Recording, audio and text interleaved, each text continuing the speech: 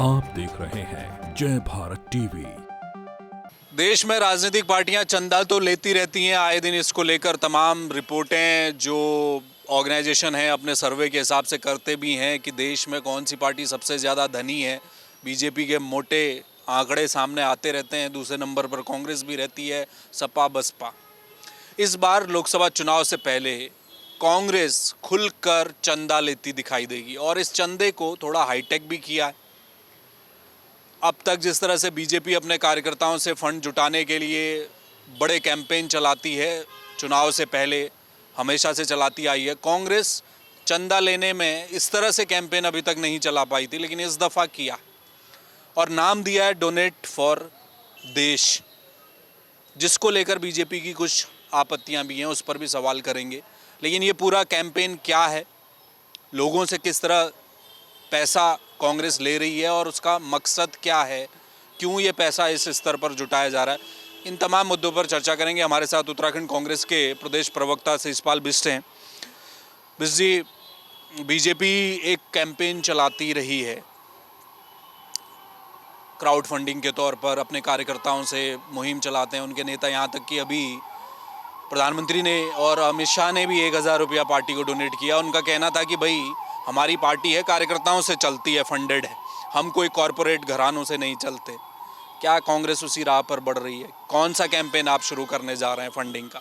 देखिए, कांग्रेस पार्टी देश की सबसे पुरानी राजनीतिक पार्टी है और कांग्रेस पार्टी को 138 वर्ष होने जा रहे हैं और इसी उपलक्ष्य में जो है 18 तारीख को देश के जनमानस से कांग्रेस पार्टी अपील करेगी, कांग्रेस कार्यकर्ताओं से अपील करेगी कि वो देश के नौजवानों के बेहतर भविष्य के लिए बेहतर तरीके से संघर्ष कर सके, देश के ज्वलंत मुद्दों को बेहतर तरीके से धार दे सके। इसके लिए कांग्रेस पार्टी को मजबूत करने की आवश्यकता है और जिसकी जो भी सामर्थ्य है, जो भी वो उचित समझ सकता है, वो कांग्रेस पार्टी को डोनेट कर सकता है और वो वैध माध्यमों से, चाहे वो NEFT का माध्यम हो, चाहे वो RTGS का माध्यम हो, चाहे वो QR कोड का माध्यम हो, जो भी उसको अच्छा लगता है उस माध्यम से अगर वो कांग्रेस पार्टी को फंडिंग करना चाहता है, सहयोग करना चाहता है, तो वो आमंत्रित है, उसका सहयोग कांग्रेस पार्टी लेगी। क्या पार्टी फंड में कमी आ रही है? ऐसा क्यों लगता है 2024 से पहले कांग्रेस को कि एक फंड चाहिए? कहाँ पर कमजोर पड़े हैं? क्या वित्तीय स्थिति कमजोर हो रही है कांग्रेस की?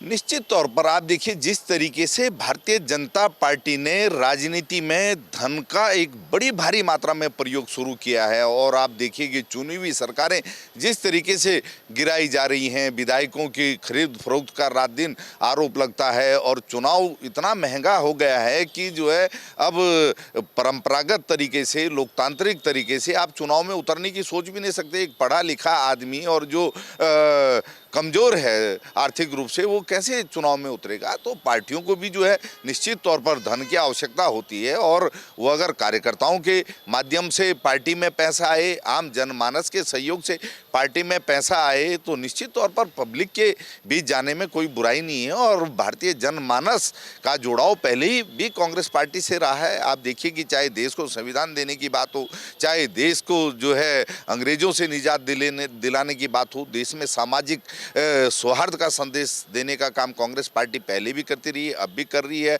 और राहुल गांधी जी ने भारत जोड़ो यात्रा के माध्यम से देश में प्यार, प्रेम, एकता का जो संदेश देने का काम किया, उसको देश की जनता ने हाथों हाथ लिया भी है और निश्चित तौर पर मुझे लगता है ये जो कैंपेन 18 तारीख से कांग्रेस पार्टी शुरू करने जा रही है, देश की कोटि कोटि जनता का उसमें जो है सहयोग रहेगा और आप देखिए निश्चित तौर पर यह अभियान सफल होगा।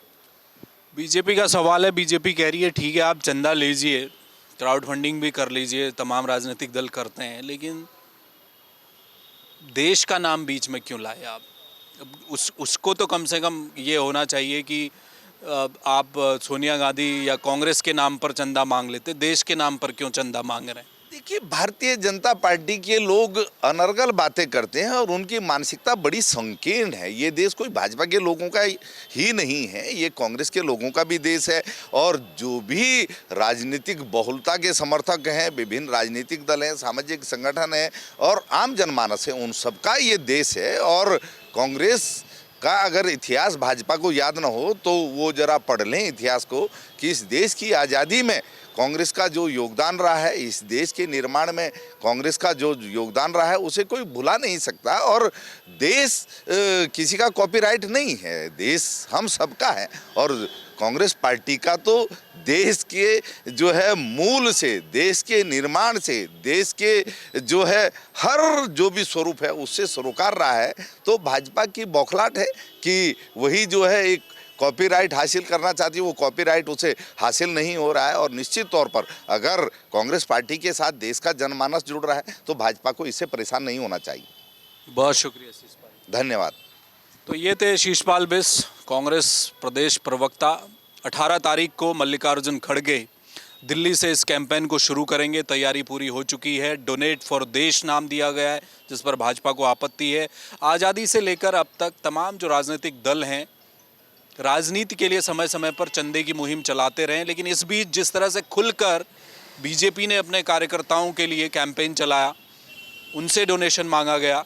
प्रधानमंत्री, गृह मंत्री अमित शाह जाकर डोनेट करते हैं और कार्यकर्ता से कहते हैं कि ये कार्यकर्ता से चलने वाली पार्टी है, इसलिए कार्यकर्ताओं से पैसा लेते हैं। उसी तर्ज पर कांग्रेस भी ये शुरुआत कर रही है। अब सवाल ये है कि जो जनता सरकार के बनने के बाद सरकार की तरफ टकटकी लगाकर देखती है कि उसके फ़ायदे के लिए सरकारें क्या काम करेंगी, तो दौर क्या करवट ले रहा है। उससे पहले भी राजनीतिक दलों के चुनाव लड़ने या उन्हें मजबूत करने के लिए भी क्या जनता को डोनेशन देना होगा। ये क्या बदलता हुआ दौर है जो भारत में दिखाई दे रहा है, वो अब शुरुआत उसकी लगभग लग रही है। कांग्रेस शुरू कर रही है इस कैंपेन को, यानी कि 2024 से पहले कांग्रेस का टारगेट है आम जनमानस। जो कांग्रेस को वोट पैसा देगा, जाहिर सी बात है वो वोट भी देगा। तो क्या जनता से भावनात्मक जुड़ाव बनाने की कोशिश अब कांग्रेस की भी है, जो कि बीजेपी की रही है। कैमरामैन मयूर उपाध्याय के साथ हेमभट्ट, जय भारत टीवी।